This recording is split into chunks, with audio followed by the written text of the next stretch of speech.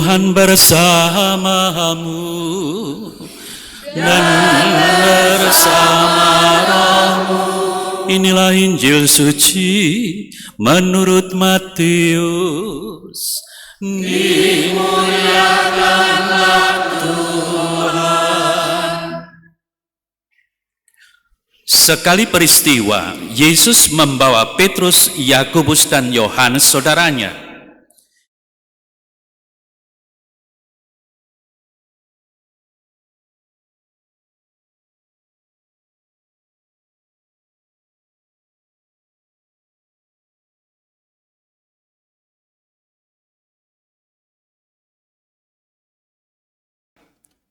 Lalu tampaklah kepada mereka Musa dan Elia sedang berbicara dengan Yesus. Kata Petrus kepada Yesus, "Tuhan, alangkah baiknya kita berada di tempat ini. Jika engkau mau, biarlah aku dirikan di sini 3 kemah. 1 untuk engkau, 1 untuk Musa, dan 1 untuk Elia." Sementara Petrus berkata begitu, tiba-tiba turunlah awan yang terang menaungi mereka. Dan dari dalam awan itu terdengar suara yang berkata, "Inilah putraku yang terkasih, kepadanyalah aku berkenan, dengarkanlah dia." Mendengar itu tersungkurlah murid-murid Yesus dan mereka sangat ketakutan. Lalu Yesus datang kepada mereka dan menyentuh mereka sambil berkata, "Berdirilah, jangan takut." Ketika mengangkat kepala, mereka tidak melihat seorang pun kecuali Yesus seorang diri. Pada waktu mereka turun dari gunung itu, Yesus berpesan kepada mereka, "Janganlah kamu ceritakan penglihatan itu kepada siapapun sebelum Putra Manusia dibangkitkan dari antara orang mati." Demikianlah sabda Tuhan. Terpujilah Kristus.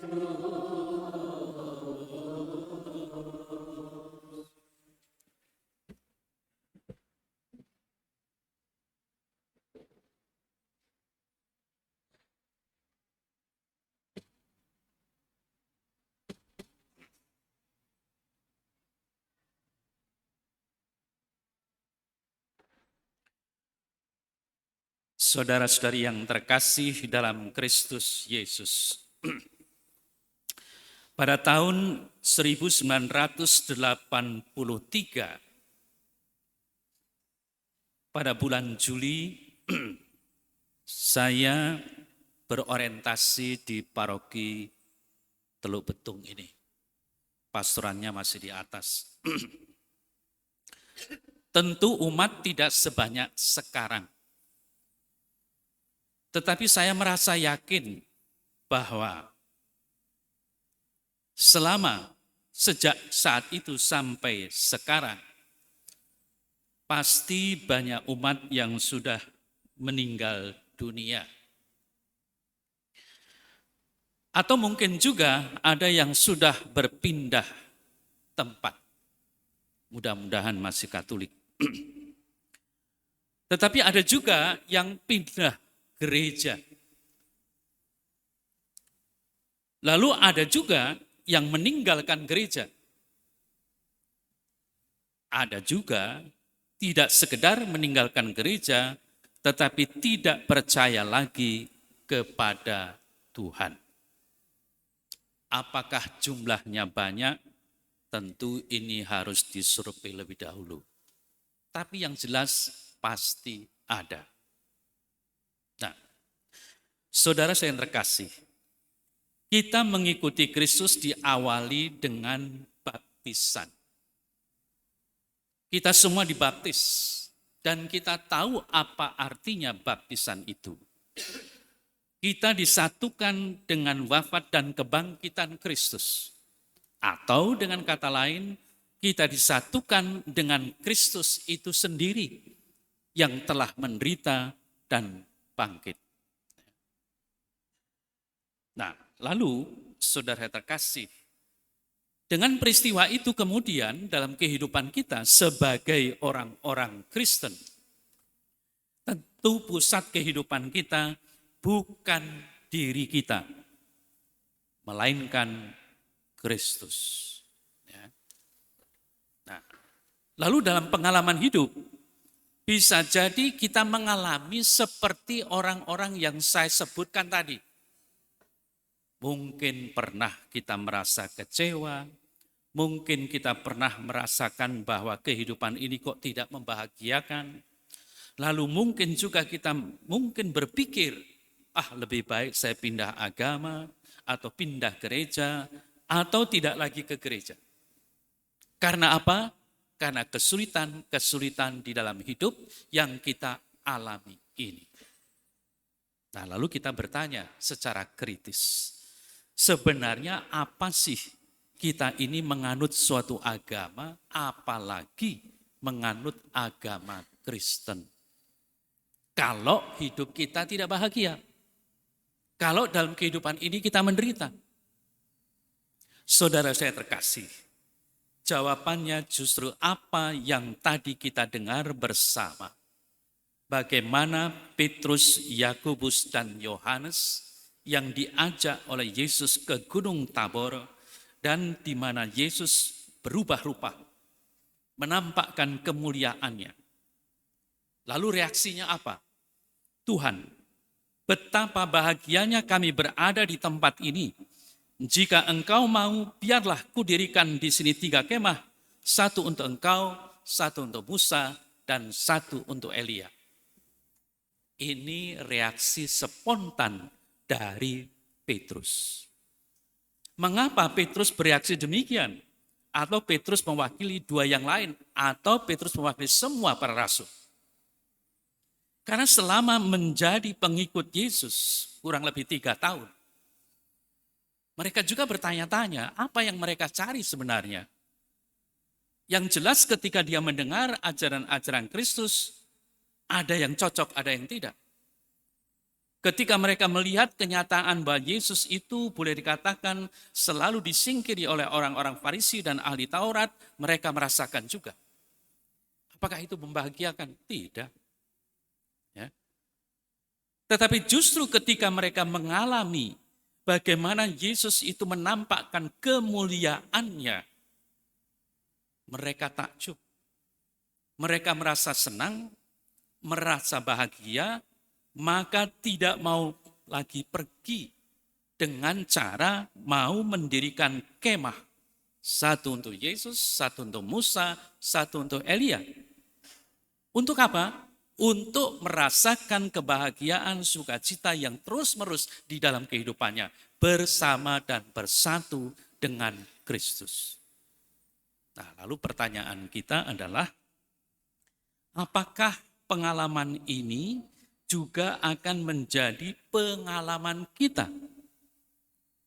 Apakah kita sungguh pantas untuk mengalami hal seperti yang dialami Petrus, Yakobus, dan Yohanes?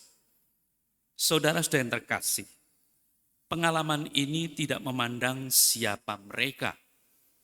Tetapi ini pertama-tama yang harus kita sadari, itulah anugerah Allah. Bisa mengalami sesuatu yang membahagiakan bersama dengan Tuhan Yesus. Saudara saya terkasih, kita beriman. Iman itu bukan karena kita hebat. Bukan karena kita sudah mendapatkan nilai A atau B ketika menjadi katekumen, bukan. Tetapi iman itu adalah pertama-tama panggilan Tuhan dan kita menanggapinya. Sehingga apa? Iman itu merupakan anugerah. Karena anugerah itulah maka kita bisa mengalami pengalaman-pengalaman rohani dalam kehidupan ini bersama Yesus. Nah, pertanyaannya adalah, apakah kita akan selalu mengalami hal semacam itu? Saya katakan tidak. Ya. Tetapi ketika kita mengalami ada maksud tertentu. Coba saja. Ada orang yang hidupnya menderita, tiba-tiba entah karena peristiwa apa, tiba-tiba hidupnya senang. Entah itu melalui sesuatu peristiwa yang menyedihkan atau penderitaan, tiba-tiba ada mukjizat yang dialami. Dia merasa bahagia, lalu lebih mengikuti Yesus. Saya katakan lebih mengikuti Yesus, karena sebelumnya sudah mengikuti Yesus. Tetapi ada juga orang yang merasakan dalam kehidupannya menjadi kecewa. Karena apa yang diinginkan dalam kehidupan ini tidak terlaksana. Maka ada orang yang tadi saya contohkan, meninggalkan gereja, bahkan meninggalkan Tuhan Yesus. Tetapi kalau kita ingat bahwa tujuan kita adalah hidup mulia bersama Kristus, seperti yang digambarkan dari pengalaman rohani Petrus, Yakobus, dan Yohanes ini, apakah kita akan meninggalkan Yesus?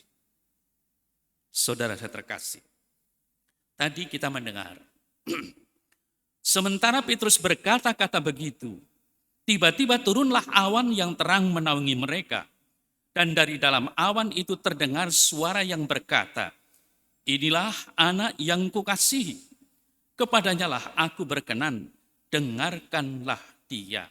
Persis kata-kata ini seperti yang didengar ketika Yesus dipermandikan oleh Yohanes. Tiba-tiba datang suara, terdengar suara dari langit yang mengatakan yang sama. Inilah anak yang kukasihi, kepadanya lah aku berkenan, dengarkanlah dia. Pertanyaannya, mengapa kita harus mendengarkan dia? Karena dia anak yang dikasihi. Kalau dia anak yang dikasihi, tentu saja dia akan diselamatkan oleh Bapaknya, dan kalau kita mendengarkan apa yang dikatakan dia, kita pun akan diselamatkan oleh Allah. Pertanyaan kepada kita semua adalah, ketika kita dibaptis, mau mengikuti Yesus, apakah sekedar mengikuti Yesus? Apakah kita mau mendengarkan firman-Nya? Apakah kita mau mengikuti apa yang menjadi kehendak Kristus? Atau justru kita jalan sendiri, walaupun kita ini Katolik? Lalu kalau itu yang terjadi, sebenarnya kita ini sungguh-sungguh percaya kepada Kristus, atau Kristus itu, atau agama kita, embel-embel saja. Sehingga saudara terkasih, walaupun di dalam Kristus, bersama Kristus kita akan hidup bahagia, kita lupa sebenarnya tujuan kita hidup beragama. Untuk selamat, bukan untuk yang lain. Seandainya yang lain itu kemudian membahagiakan saudara, itu bukan sesuatu yang utama. Yang utama adalah keselamatan. Keselamatan itulah yang menjadi segala-galanya bagi kita. Tetapi saudara saya terkasih, dari warta Injil yang tadi kita dengar bersama, ketika setelah ada suara yang mengatakan inilah anak yang kukasihi, dengarkanlah dia. Dan ketika mereka turun gunung bersama Yesus, Yesus berpesan, jangan kamu ceritakan penglihatan itu kepada seorang pun, sebelum anak manusia dibangkitkan dari antara orang mati.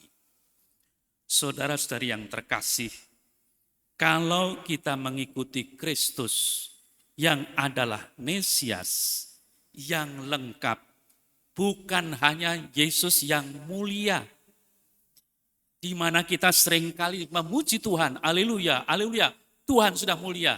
Ingat kemarin itu menderita. Kemarin itu disalib. Kemarin itu wafat dan dimakamkan. Hanya dengan cara itu ada kemuliaan. Maka bagaimana kalau dalam kehidupan kita sebagai orang-orang Kristiani menerima penderitaan dalam kehidupan kita? Apakah kita akan lari? Tidak. Justru karunia penampakan ini diberikan kepada Petrus, Yakobus, dan Yohanes supaya mereka bisa bertahan ketika turun kembali melihat suatu realita. Di mana realita itu banyak penderitaan. Ada kemiskinan. Orang perlu pertolongan. Lalu kamu harus berbuat apa? Di situ saudara terkasih menjadi tantangan bagi kita semua. Mungkin kita mengalami kebahagiaan, tapi lihat saudaramu. Apa yang harus kita lakukan? Kalau kita sungguh-sungguh mendengarkan dia, mau mengerti apa yang diinginkan oleh dia, kita harus berbuat sesuatu seperti yang diperintahkan oleh Tuhan Yesus. Kita tahu perintah itu, perintah kasih. Kita harus mengasihi Allah dengan segala hidup kita, tetapi kita juga harus mengasihi sesama seperti diri kita sendiri. Bahkan kita harus mendoakan orang-orang yang menganiaya kita. Lihat, ada sesuatu yang tidak mungkin kita lakukan, tetapi itu justru dikatakan oleh Yesus. Supaya apa? Kita berbuat sesuatu.